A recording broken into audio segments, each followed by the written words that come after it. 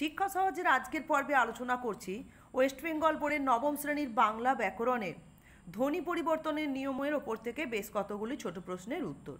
এই ধরনের ছোট প্রশ্ন তোমরা অনুশীলন করলে একদিকে যেমন এমসিকিউ এর উত্তর নির্বাচন করার ক্ষেত্রে সুবিধা হবে, ঠিক তেমনি ভেরি শর্ট অ্যান্সার টাইপ কোশ্চেনের ক্ষেত্রেও সাধারণত ডেফিনেশান থাকে বা পার্থক্য থাকে, সেগুলোও কিন্তু তোমরা এখান থেকে কিছুটা তৈরি করতে পারবে। দেখো, আজকে 1 নম্বর প্রশ্নে রয়েছে পূর্বের ব্যঞ্জন ধ্বনি পরবর্তী ব্যঞ্জন ধ্বনির প্রভাবে পাল্টে গেলে তাকে কি বলা হচ্ছে? পরাগত সমীভবন।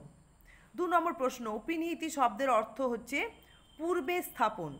যেমন ধরো কালি থেকে কাইল, তাহলে লয়ের পর ছিল কালি শব্দে হর্ষই, সেখানে কাইল শব্দে দেখা গেল লয়ের পূর্বে এসে বসেছে, তাহলে এই ধ্বনি পরিবর্তনের নিয়মটাকে বলে অপিনিহিতি। তাহলে অপিনিহিতি শব্দের অর্থ যে পূর্বে স্থাপন, সেটা একটি দৃষ্টান্ততেই প্রযোজ্য আমরা দেখলাম। এরপরে দেখো, মধ্য স্বরলোপের আরেকটি নাম হচ্ছে সম্প্রকর্ষ। সম্প্রকর্ষ মানে হচ্ছে কাছাকাছি হওয়া। মাঝখানে শব্দের মাঝখানে একটা স্বরধ্বনি লোপ পেলে স্বাভাবিকভাবে দুটি ব্যঞ্জন ধ্বনি কাছাকাছি হয়ে যায়, তাই এর আরেক নাম হচ্ছে সম্প্রকর্ষ। বিপ্রকর্ষের অপর নাম হচ্ছে স্বরভক্তি। বিপ্রকর্ষ মানে হচ্ছে দূরবর্তী হওয়া। তাহলে স্বরভক্তির অর্থ কি? স্বরধ্বনি দিয়ে বিভক্ত করা। কাকে বিভক্ত করা হয়? সংযুক্ত ব্যঞ্জনকে, বা ব্যঞ্জনের মধ্যে দুটি ব্যঞ্জনের মধ্যে একটি স্বরধ্বনি আসছে, তখনই কি হচ্ছে? তখন স্বরধ্বনি দ্বারা বিভক্ত করা হচ্ছে এবং ব্যঞ্জন ধ্বনি দুটি দূরবর্তী হচ্ছে, তাই এর অপর নাম হচ্ছে বিপ্রকর্ষ। এরপর দেখো 5 নম্বর প্রশ্নে কি রয়েছে। 5 নম্বর প্রশ্নে বলা হচ্ছে শতনাসিক কি ভবন বলতে কি বোঝো? নাসিক্য ধ্বনির প্রভাব ছাড়া স্বরধ্বনি আনুনাসিক হয়ে গেলে তাকে শতনাসিক কি ভবন বলে। অর্থাৎ কি? দৃষ্টান্ত দেখো, ঝাঁটা।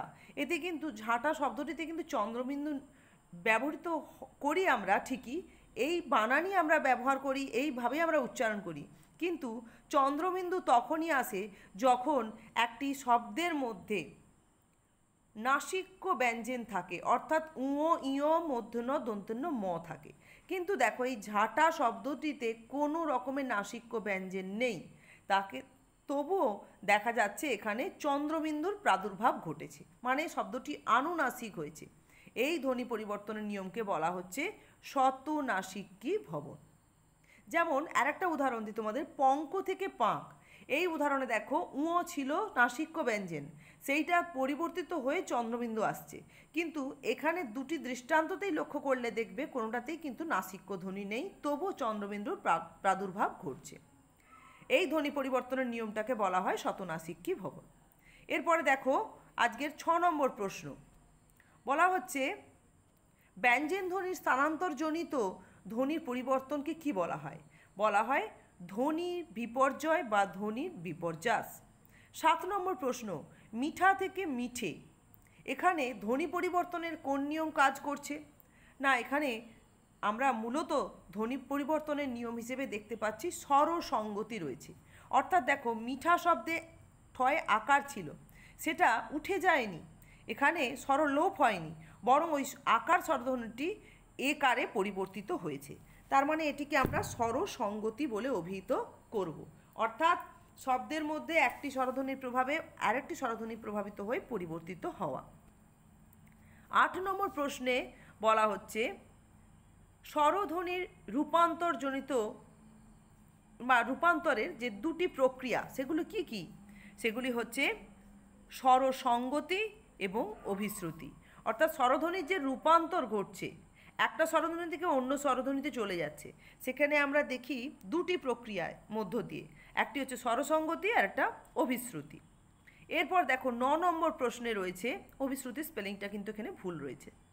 9 নম্বর প্রশ্নে রয়েছে স্বরধ্বনির স্থানান্তরজনিত একটি ধ্বনি পরিবর্তন হলো, সেটি কি? না, অপিনিহিতি। একটু আগে আমরা পড়েছিলাম ব্যঞ্জন ধ্বনির স্থানান্তরজনিত ধ্বনি পরিবর্তনকে বলা হয় ধ্বনির বিপর্যয় বা ধ্বনির বিপর্যাস, আর স্বরধ্বনির স্থানান্তরজনিত পরিবর্তনকে বলা হচ্ছে অপিনিহিতি। দেখো আজকের শেষ প্রশ্ন, 10 নম্বর প্রশ্ন, কাঁচি থেকে কাঁচি ধ্বনি পরিবর্তনের কোন নিয়ম এখানে রয়েছে? এটি মূলত অপিনিহিতির দৃষ্টান্ত। এখানে আমরা চয়ের পরে ছিল হস্যই, কিন্তু চয়ের আগে দেখো হস্যই বসেছে, এটিকে আমরা অপিনিহিতি বলে চিহ্নিত করব। তাহলে আজকে এই 10টি প্রশ্নের উত্তর আলোচনা করলাম, ভালো করে তোমরা এগুলি অনুশীলন করো।